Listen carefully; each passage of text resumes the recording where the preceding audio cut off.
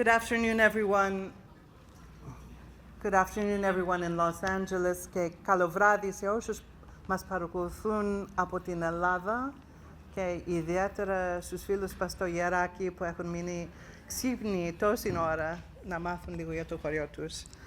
My name is Sharon Gerstel, and I have the pleasure of directing the UCLA Stavros Niarchos Foundation Center for the Study of Hellenic Culture. Thank you for being here today and for sharing this very special occasion with us.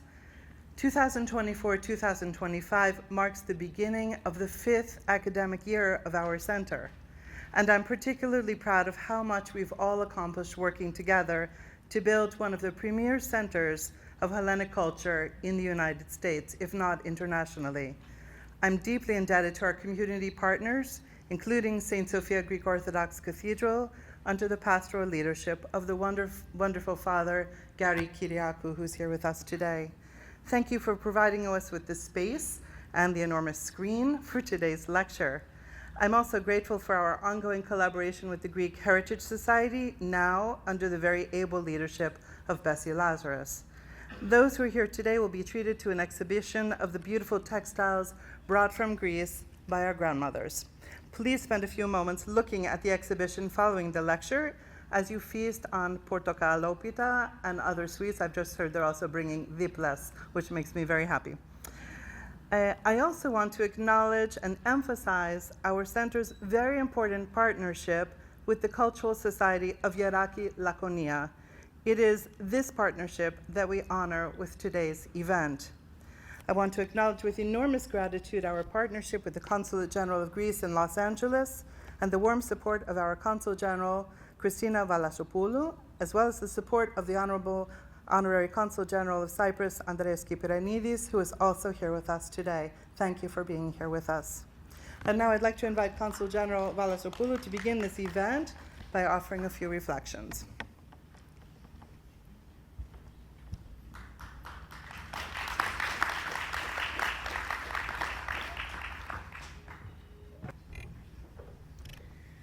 Καλησπέρα σας. I would like to ask your permission to open in Greek, γιατί θέλω να... πιο κοντά στο μικρόφωνο. Γιατί θα ήθελα η κυρία Χρυσούλα, που είναι η εκλεκτή καλεσμένη του Σταύρος Νιάρχος και της καθηγήτριας κυρίας Γκερστέλ, να ακούσει πραγματικά τις ευχαριστίες μου για το έργο της και σε όλο το Γεράκι για το έργο που κάνουν για την Ελλάδα. Μας συγκινείτε. I would like to thank everybody for being here. This is a very important event when you have Greeks like Kyria Chrysoula and non-Greeks who feel Greek to the bone, like Professor Gerstel, to work together to advance, to promote, to showcase the best of the Greek culture and heritage. So without further ado, I would like to congratulate the Stavros Niarchos Center for its 5th year. They have done such a wonderful job, and all of you support them, and we should support them. Κυρία Χρυσούλα, σας αγαπάμε και σας θαυμάζουμε. Thank you.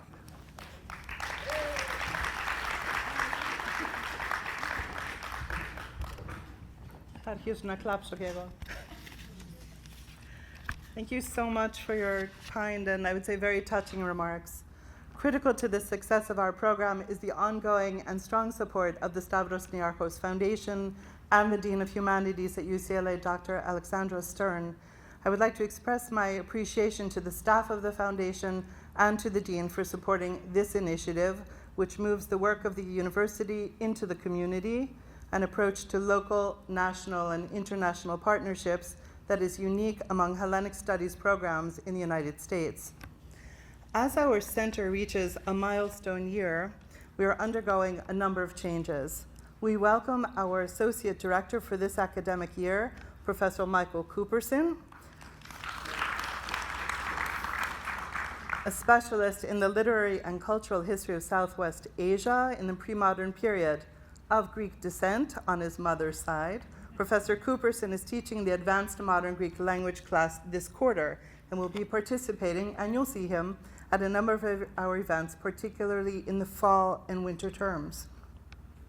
Our Faculty Advisory Board includes Professors Arion Hadzioannou, who's here with us today, who continues to chair the committee, Ioana Kakuli, who generously served as acting director last year while I was on sabbatical, and Catherine Morgan, Joan Palevsky, professor of classics.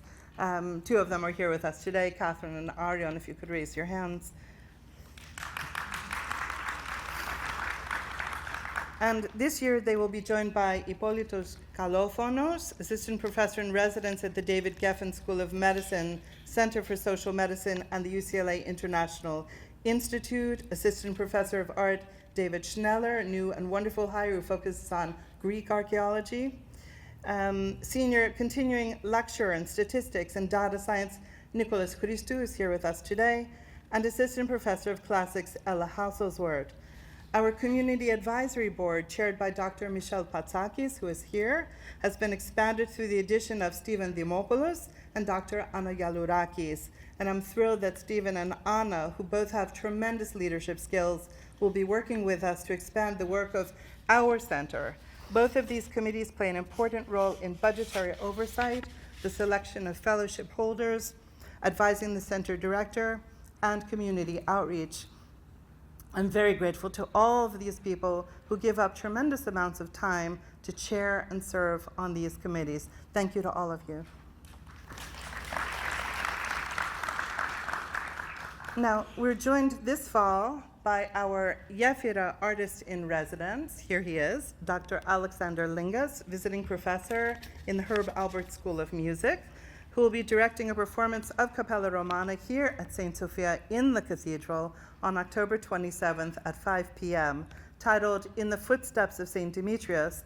This performance coincides with the celebration of the Saint's feast day. The performance, supported by St. Sophia Greek Orthodox Cathedral, is being held under the auspices of the Greek metropolis of San Francisco and the Consulate General of Greece in Los Angeles. Professor Lingas and I have just begun co-teaching a graduate course this quarter, which will introduce students from UCLA and elsewhere to the art and music of late Byzantine Thessaloniki. We just had our first class on Friday. The Capella Romana performance and Professor Lingas's residency are generously supported by Yefira and the Stavros Niarchos Foundation, but additionally by the new Mary Kalfas Janos Endowment, the Peter J. and Caroline B. Kaloyeras Arts Fund, Dr. Michel Patsakis, and many other generous sponsors from the community. And I sincerely hope you will all be able to attend a performance that's the premiere and will be an amazing, amazing event. I would like to encourage everyone to read our newsletter for updates about the center and consult our website for upcoming events and information. Critical to the success of our mission is the center staff, and I would also like to take a moment to thank them today and ask them to stand up. Our Assistant Director, Kathy Sanchez, who's sitting at the table over there, not wanting to stand up. Our Program Manager, Nikki Erinakis, and our Media Assistant, Maria Elena Lambrianidis. Without them, we would have no center. And now, I'd like to introduce you to a special guest who has flown to Los Angeles from Yeraki, Laconia. Chrysoula Stamatopoulou, who has been called the last weaver of Yeraki, has been involved in this form of art for decades. As a practitioner of weaving, she has made it a mission to preserve older kilims from the village, teach the centuries-old patterns to those interested in the craft, and expand interest in the art of weaving of Yeraki through her teaching and administration of Ergastieri, the village's weaving workshop. Students at UCLA have had the pleasure of working with Mrs. Stamatopoulou over the last 2 years, and she's been an active partner in the publication of the village's kilims and in our mapping of houses of Yeraki. And I will have much more to say about these after her presentation. Mrs. Stamatopoulou will be demonstrating weaving on the vertical loom following this lecture, but even before I begin, I would like to ask her to come up to say a few words about the village, its weaving, and their plans for the future. Sofia Pituli, a PhD student at UCLA and co-editor of the Weaving Dreams catalog, will translate for her. Chrysoula.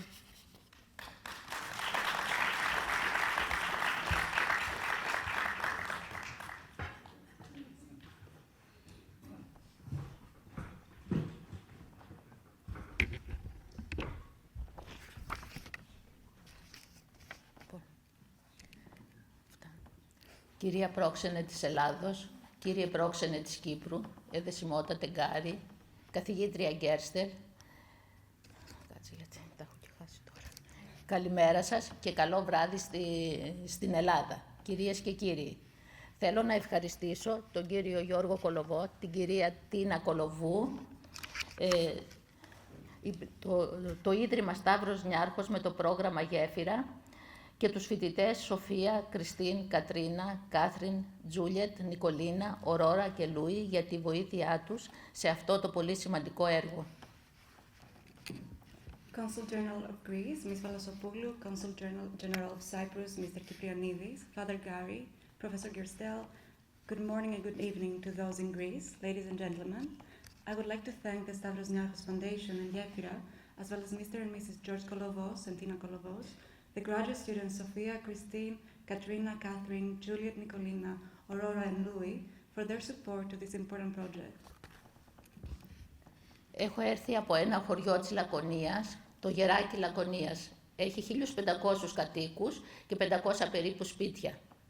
Εγώ την υφαντική την ξεκίνησα όταν ήμουνα 20 χρονών, κατόπιν από προτροπή του πατέρα μου, να κάνω μια δουλειά μέσα στο σπίτι για να βοηθήσω στο οικογενειακό εισόδημα. Πράγματι, μετά από την παρότρινση, πήγα σε μια εξαδέρφη μου που ήταν ταλαντούχα υφάντρα και εκεί εκπαιδεύτηκα. I come from the Laconian village of Yeraki, which has a population of 1,500 people and approximately 500 houses. I started weaving when I was 20 years old at my father's encouragement, as he urged me to engage in some work at home. So I went to my cousin, who was a talented weaver, and I learned how to weave from her. Το 2019, ένας αρχαιολόγος και συντηρητής έργων τέχνης από το Γεράκι, ο Νίκος Γιάννης, που είχε μεγαλώσει μέσα στο σπίτι του με τον αργαλιό, γιατί ήφαινε η μητέρα του και οι αδερφές του, με πλησίασε για πληροφορίες για την υφαντική τέχνη, για να ενταχθούμε στην άειλη πολιτιστική κληρονομιά. Πράγματι έγινε η αίτηση και ύστερα από αρκετό καιρό γραφτήκαμε στους εθνικούς καταλόγους της χώρας. In 2019, an archaeologist in our conservator from Yeraki, Nikos Yannis, who had grown up next to the weaving loom of his mother and sisters, approached me to gather information about the weaving tradition of Yeraki. The goal was to have the art of weaving in Yeraki inscribed into the National Intangible Cultural Heritage List. Indeed, the art of weaving is now included in the National Intangible Cultural Heritage List. Το επόμενο βήμα μας ήταν μαζί με το Διοικητικό Συμβούλιο του Πολιτιστικού Συλλόγου Γερονθρών, ο οποίος μας στηρίζει σε όλες αυτές τις προσπάθειες, να ζητήσουμε χρηματοδότηση.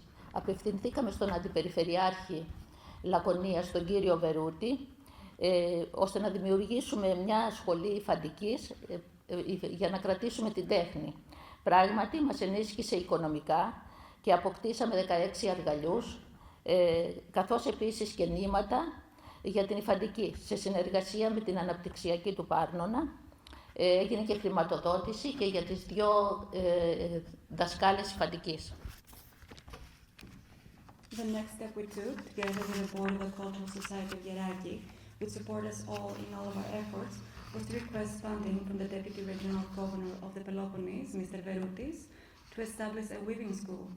Indeed, he provided us with financial support, and we acquired 16 looms, as well as yarn for weaving.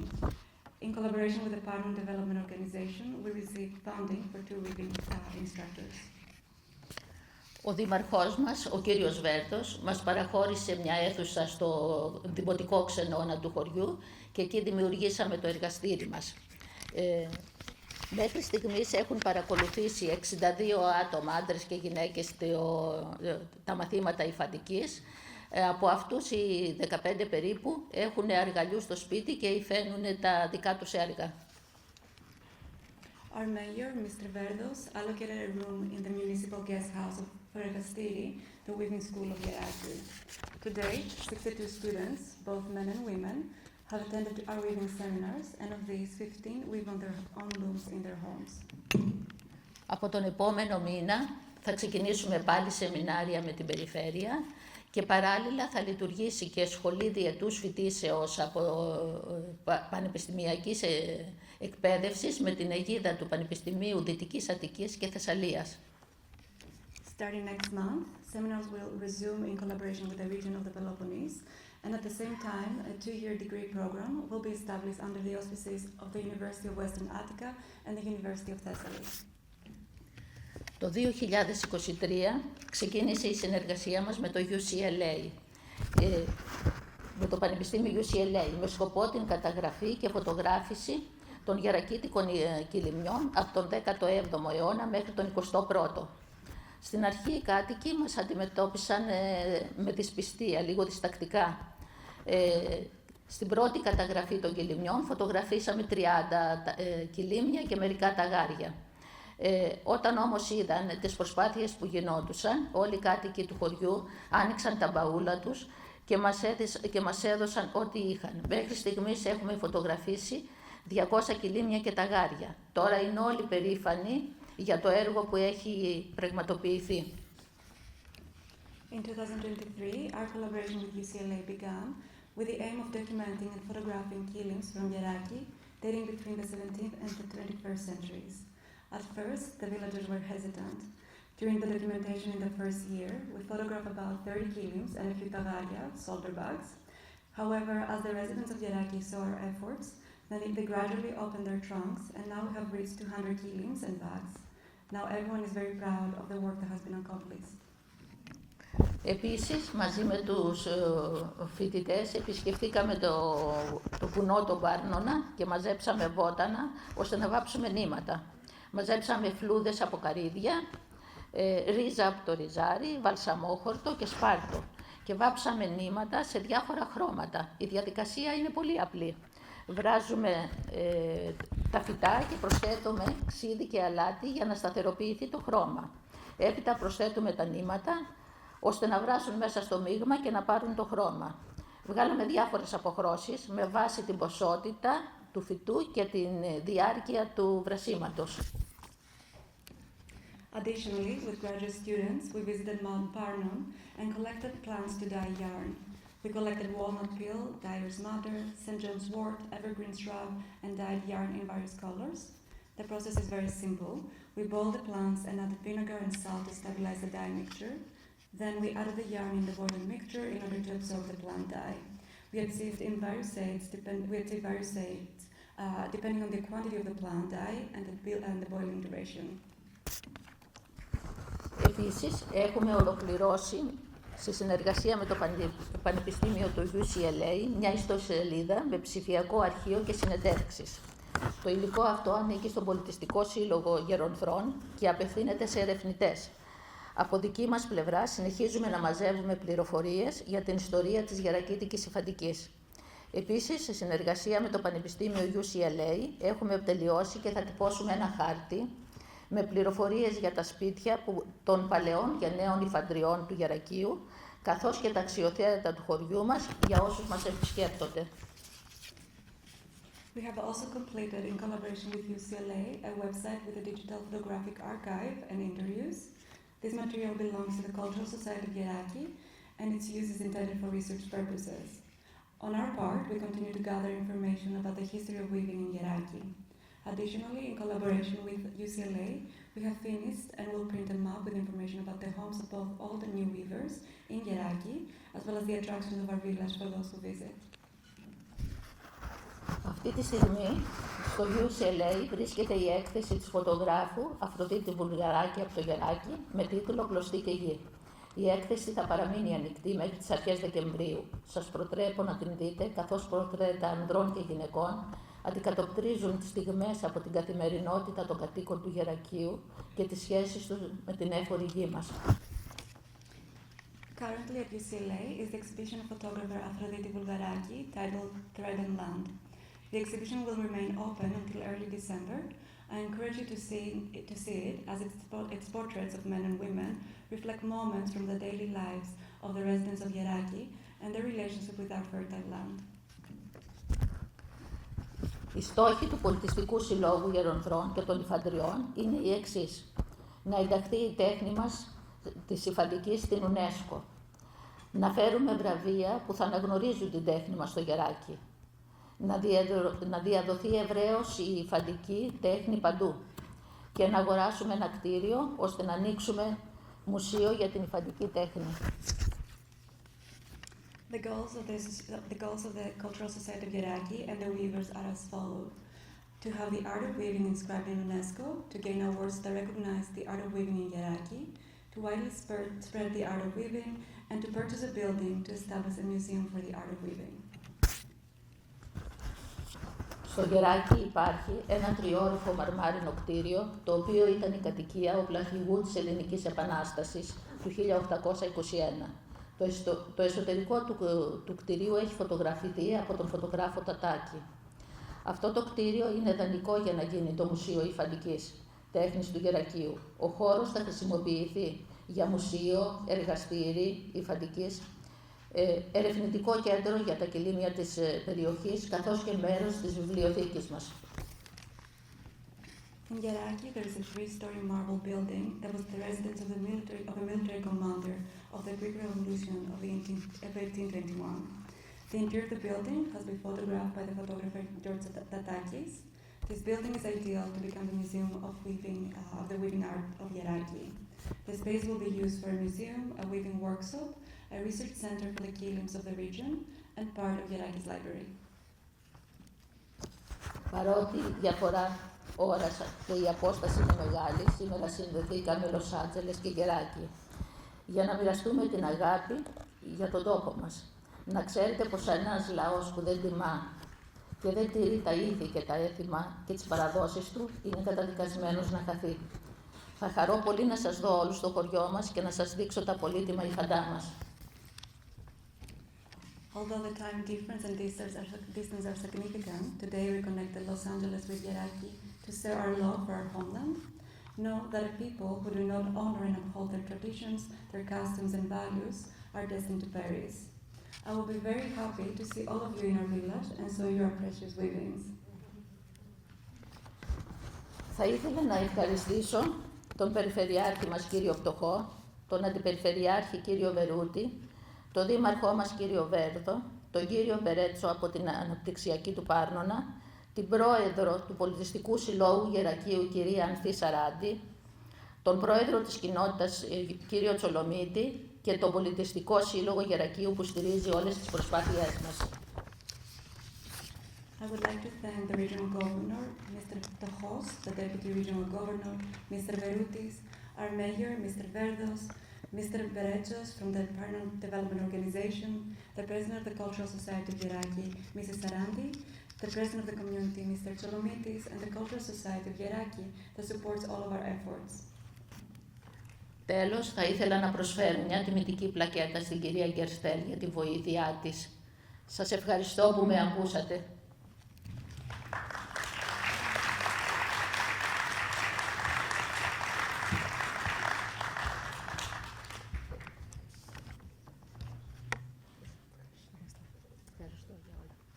Ευχαριστώ και εγώ. Άρα, ευχαριστώ θερμά. Και εγώ Ναι.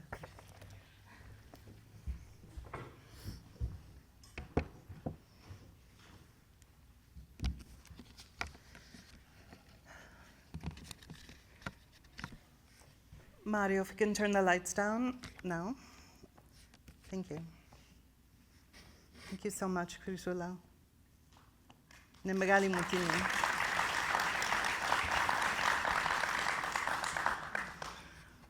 I want to invite you to think collectively with me this afternoon about overlapping layers of space and time. My focus is the village of Yeraki, nestled in the rolling foothills of Mount Parnan and facing the imposing height of Mount Taietos. Parnan and Taietos, female and male mountains, as the locals characterize them, embrace this very special place, and understanding the place of Yeraki is critical to understanding the village and its history. Yeraki, or Yeranthres, was in the ancient and medieval periods sited on major routes that connected Sparta to the Malaya Peninsula, the location of Monovasia. Roads from Yaraki further connected to the village of Yithio, the ancient port of Sparta, and connected today to Skala, the modern seat of the municipality of Evrotas.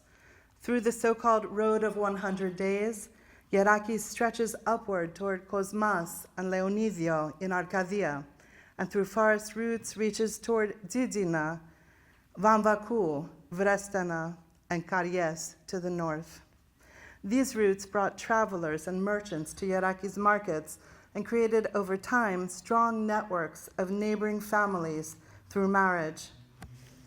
I began my career in Yaraki, starting in my early 20s, research on a dissertation about the Church of St. George, located at the uppermost point of the medieval Castro. I ascended to the church daily on the back of a donkey, a feat that is still remembered by some of the villagers. This 14th century church, like many in Yaraki, manifests woven layers of history. The carved ancient relief moved from the ruins of a temple to adorn the lower register of the built templon, sculptural fragments from an early Christian basilica, and an emblem here on St. George's shield, influenced by the Crusaders who once ruled from this site. It has been an absolute delight to return to Yaraki at this stage in my career and in the company of my students, and to be welcomed into the fabric of the village. And so my personal and professional path also connects the village to Los Angeles and to our community, an outcome of Yefira, the bridge established between the Stavros Niarchos Foundation between Los Angeles, Vancouver, and Greece.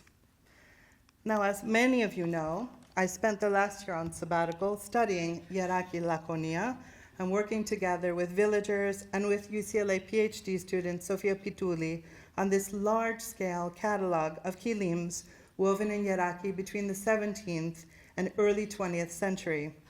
I hope you will have a chance to look at the catalog, which was published just this week through the very generous support of George and Tina Kolovos, Yefira, and the Benaki Museum, and I deeply want to thank George and Tina, who are here with us today, for their assistance with this catalog. Thank you.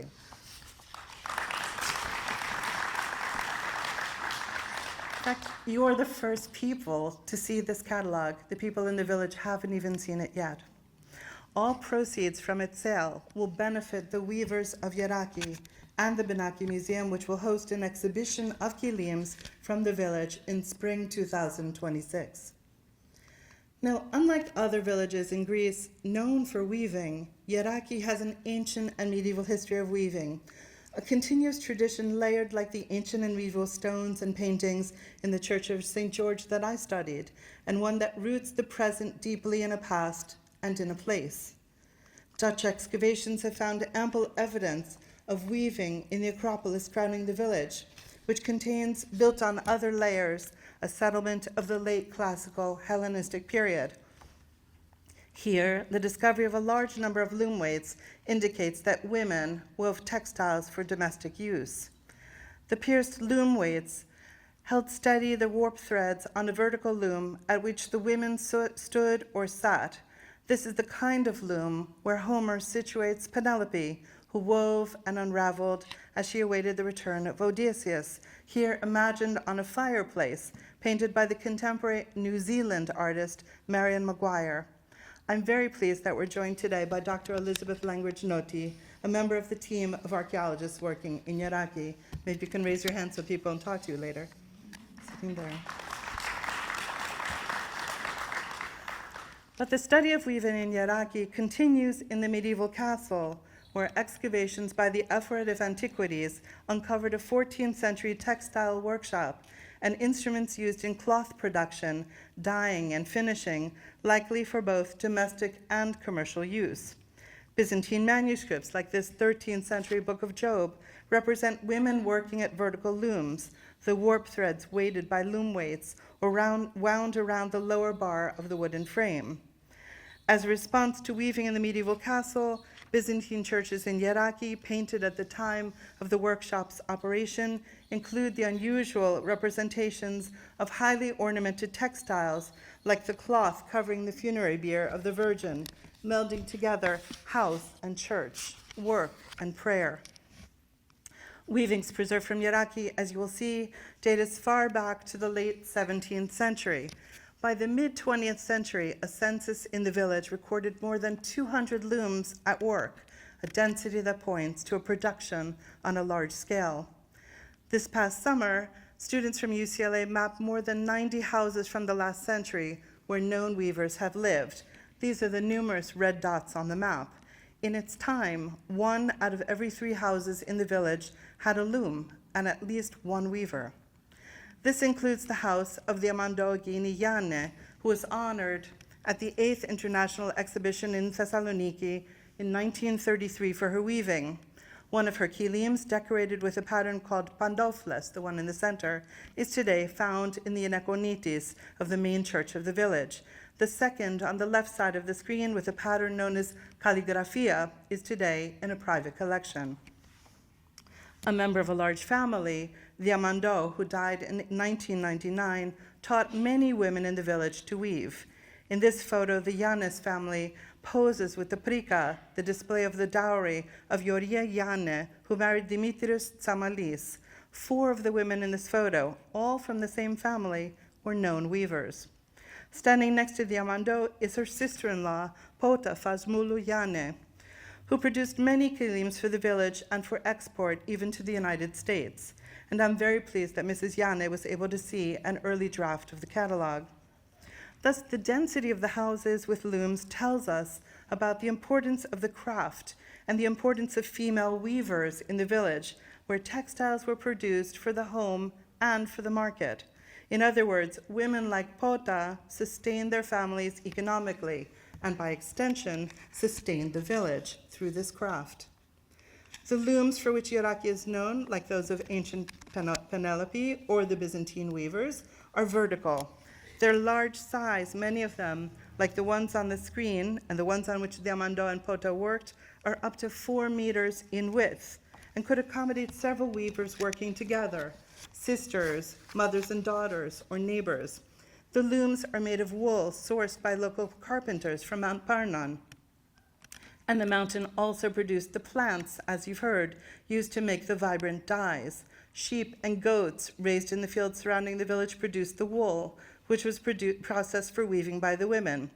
So when we look at weavings from the village, like the 2 sides of this bag decorated with butterflies and a bee, the agents of pollination, we envision a place, Parnon, and consider the sustainable practices of the past, which we are only now just embracing.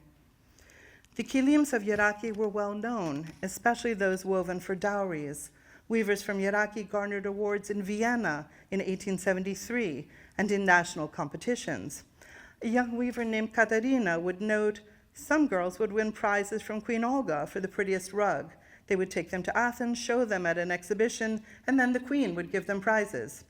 What may be unknown to you is that Queen Olga, pictured here with her court, established a school of weaving in Athens to instruct girls and older women in the craft. We find kilims from Yaraki sent far outside the village's commissions, which may account for their presence in Dimitsana, Arcadia, Patras, Athens, and even further afield. In recognition of the importance of the village's long history of weaving, as Mrs. Stamatopoulou proudly mentioned, in 2019, the textile art of Yaraki on the vertical loom was inscribed in the Greek National Intangible Cultural Heritage Index, a truly great honor for the village.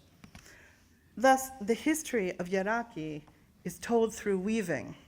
Kilims represent marital alliances, and as we shall see, form part of life cycle rituals, whether in the home or in the church.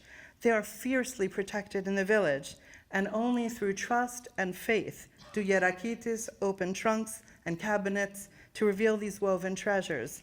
Every kilim tells the story of the woman who made it and the person to whom it has passed through inheritance. They reveal both joy and sorrow, peace and war, births, marriages, and deaths. These moments are reflected in bright or dark colors and joyful or sorrowful motifs. These weavings are, in a sense, the threads that bind families together across generations. The interlocking of warp and weft represents the interweaving of community. Let us look at three works closely in order to understand why kilims woven in Yeraki are special.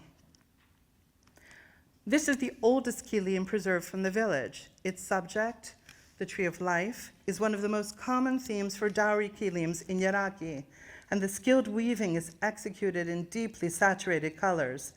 At the bottom of the central panel is the date of the kilim's creation, 1686, and the initials Chi Rama Sigma, which identify the weaver Chrysoula Ioriou Scarvuni. For Yeraki weavers like Chrysoula Scarvuni or Chrysoula Stamatopoulou, the tree of life signifies the human lifespan, and in this kilim and in many others, two trees are represented together, indicating the joining of a couple. The lower tree stems from a vessel that resembles a womb with curling handles that weavers liken to ovaries. The branches represent the stages of the human life, which terminates in a white flower, the hair of the elderly.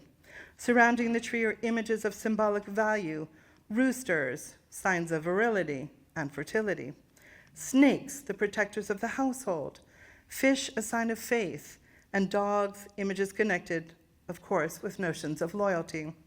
The blooming trees of life provide the organizational structure of more than 100 kilims woven in the village and found in monastic and private collections.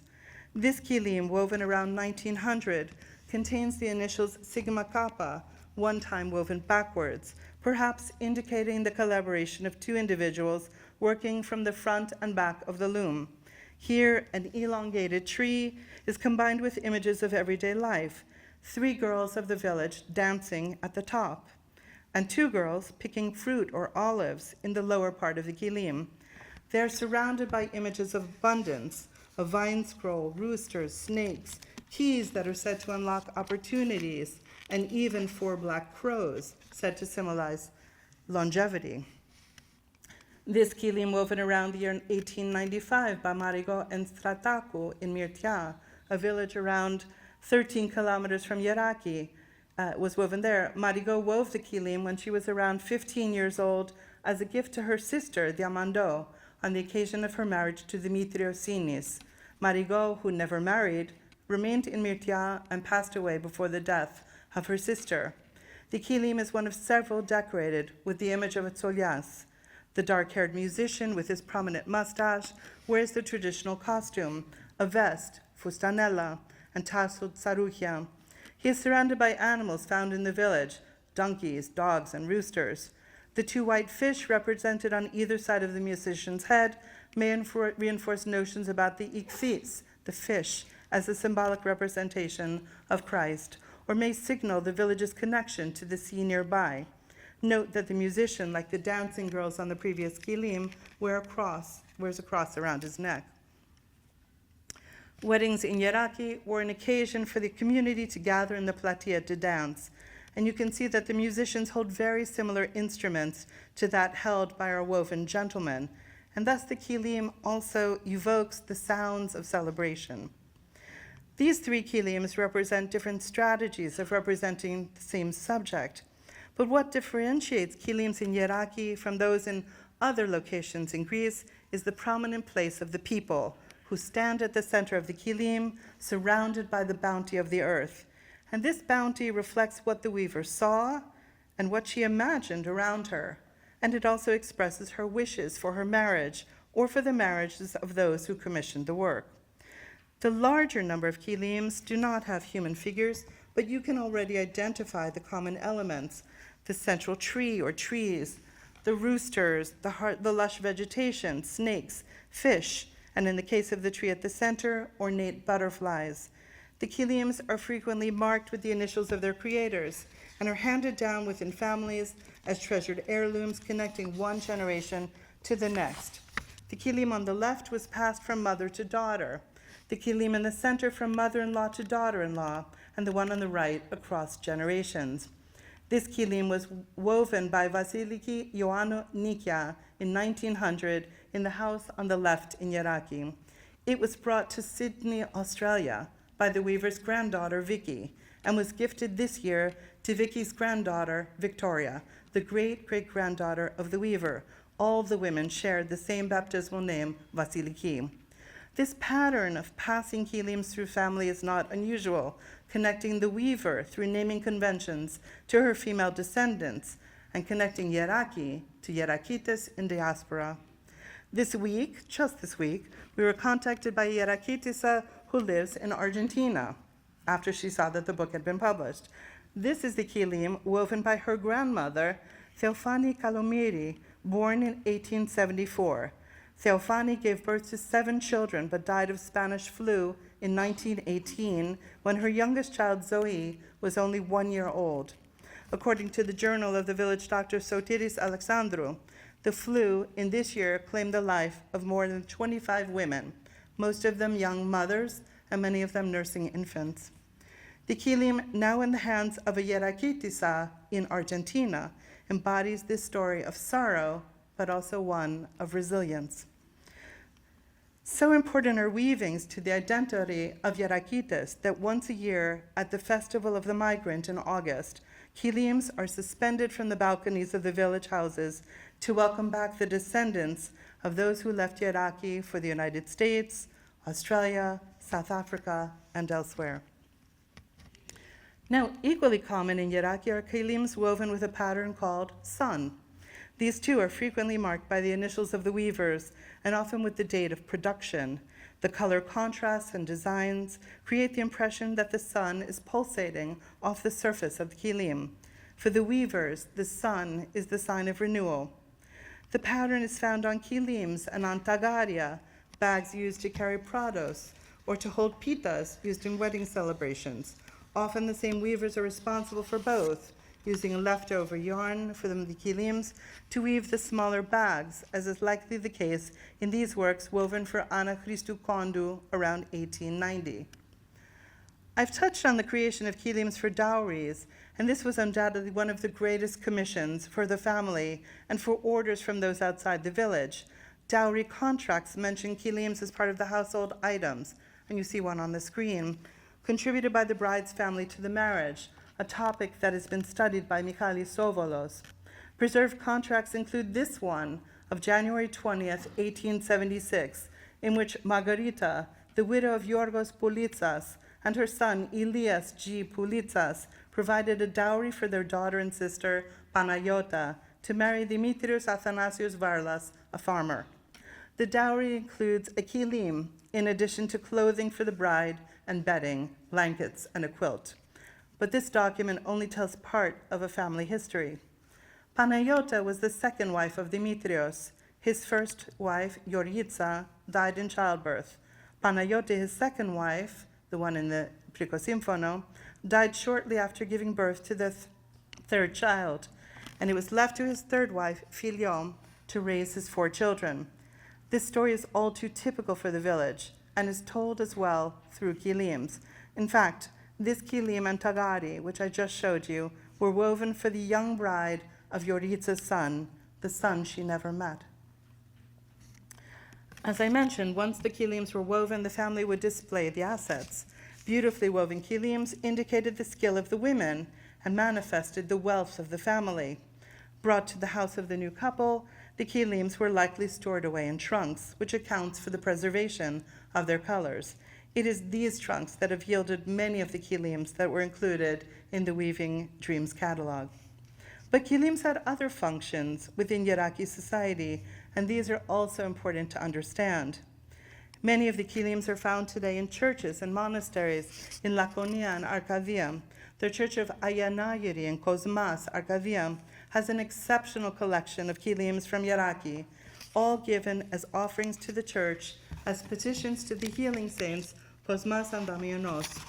The kilims were both whole and, as you can see, fragmentary, cherished and used. Similarly, the Monastery of the Holy 40 Martyrs near Chrysafa houses an impressive number of kilims from Yeraki, the gifts of those petitioning the martyrs, saints of regional importance. And I'm very grateful to the monks for sharing their kilims with me and for allowing us to include them in the catalog and exhibition. Kilims from Yeraki are found throughout the monastery, including many woven with the so-called plakaki pattern. This kilim, woven in shades of green and red, is found today in a reception room, and this one is today in the cell of a monk. The monastic community recognizes the importance of these works and sees them as part of a mandate to protect the region's cultural patrimony. Within Yeraki, kilims are also regularly given to the church as votive offerings, to the Church of the Chimisis on the left, and to the Church of St. Nicholas on the right. Indeed, the kilim on the right was gifted after the owner had a dream in which St. Nicholas appeared to her and requested that she give the weaving to the church. Within churches, kilims are regularly placed under proskinitaria, as here in Prophetis Elias, or under the epitafios. They find a place at vigils over the deceased, where the coffin is laid over a kilim, the tangible connection to the hands of the family, the last embrace before burial. Thus, linked by ritual to marriage, ceremony, and death, the kilims are interwoven with the lives of pious individuals. Many are given to churches to remember the names of the weavers, thus tying together identity and memory. The testimony of traditional weavers in Yeraki assists us in further understanding cultural beliefs about weaving and the position of women in village society. In interviews I conducted with weavers in Yeraki over Easter, the women testified that they do not use the loom on Sundays or during Holy Week. Moreover, it's not their practice to weave on the feast days of certain saints, in particular George, Demetrios, and Catherine. These traditions, according to the women, were passed down from their grandmothers and from their grandmothers before them. And when I asked them why they don't weave on these days, the simple response was, "Denkani." It's not allowed. For me, a specialist in Byzantine monumental painting, these observations were illuminating. For a societal concern about weaving on holy days is manifested in Byzantine scenes of the Last Judgment. Here in the Church of the Virgin in Karidi, Crete, a female weaver labeled as the Anifandu is represented among the condemned sinners with skeins of wool, or more likely heavy loom weights, suspended around her neck in perpetuity. Her bound hands prevent her from weaving. And to the right, a condemned weaver in the Church of the Soter in Spili carries the heavy vertical loom in perpetuity. According to Yeraki weavers, looms are left untouched during times of intensive agricultural labor. This is particularly the case during the harvesting of olives, a mainstay of the agrarian economy in Laconia from at least the 12th century, if not earlier, according to written sources. Two of the most important implements for the preparation of wool and for weaving, the kteni, the beater, and the lanara, the comb, share names with a traditional tool, the rake used for the olive harvest. This overlapping terminology brought beating kilims, combing wool, and raking olives together, as the tools were employed by female hands. Looking at overlapping time and space together helps us to understand the shape of villages like Yeraki and certain belief systems that were at play. We're reminded that in the village there is an unbreakable tie to the past, whether through the indelible presence of earlier buildings, like the ever-present castle in Yeraki, or Byzantine churches in the village, through shared naming practices which bound generations of families to saints and to each other, and allowed kilims to be passed from woman to woman, and through common belief systems, rituals, and prayers. In Yeraki, as in many rural settings, the church is interwoven with village work, whether at the loom or in the field. In villages like this one, the church serves as a community archive, preserving the names who worshipped within it and were buried around it, keeping records of abundant harvests, droughts, earthquakes, or invasions, and housing textiles made by female hands and offered to the saints. And I want to just show you one church from Yeraki to explore this connection even further. One enters the small church of St. John Chrysostom, painted in circa 1300, through the words of the early 4th century price edict of Diocletian, inscribed on stones that form the jambs and lintels of the main entrance, stones that were once set up in the ancient Roman marketplace described by Pausanias.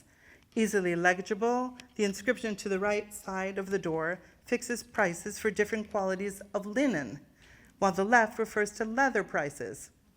Inside the sanctuary, the back of the templon screen, something we all would never seen but was visible to the priest, is covered with lines imitating a woven textile, a reference to the temple veil, but also an acknowledgement of the importance of weaving in the village. The church is filled with the names of Yerakites, the priest and Cartophylax Christopher, who died in 1450, and an anonymous supplicant who asked the archangels for mediation in the Last Judgment. The church preserves a number of graffiti on the sanctuary screen, recording the names and death dates of clergymen, beginning in the year 1575 with Ioannis, and ending in the year 1811 with the passing of Ioasaph, the bishop of Elos and a native of Yeraki.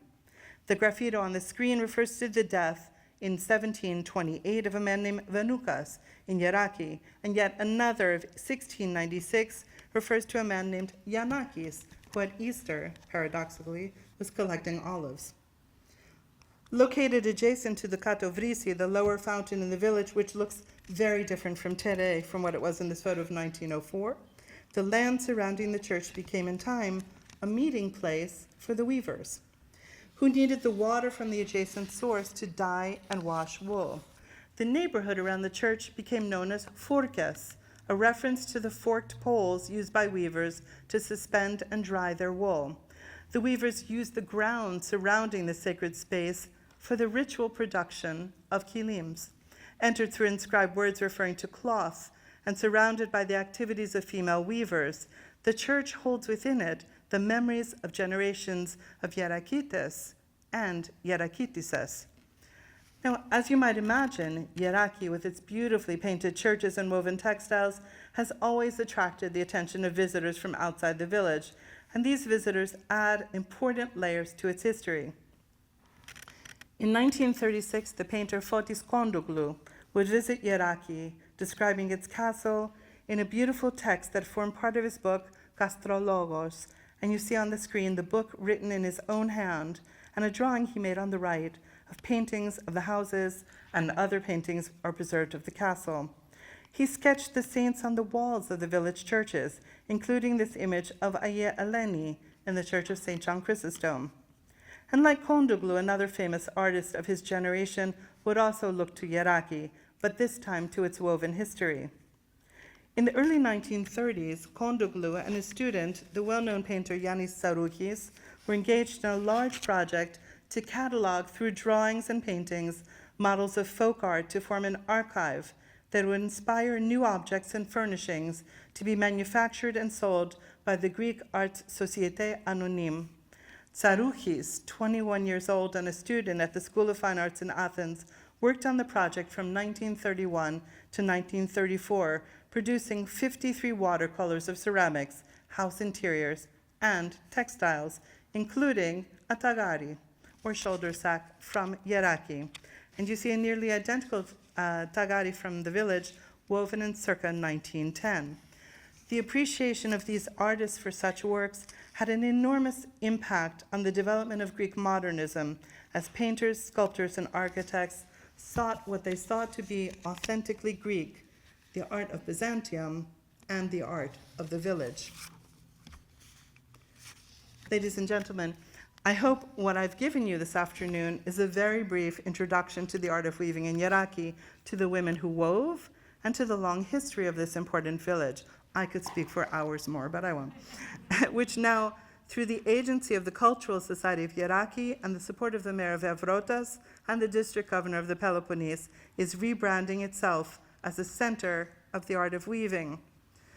But I also hope to have shown you that the study of weaving in a single Laconian village is much more than an analysis of threads and patterns. Every kilim tells a story.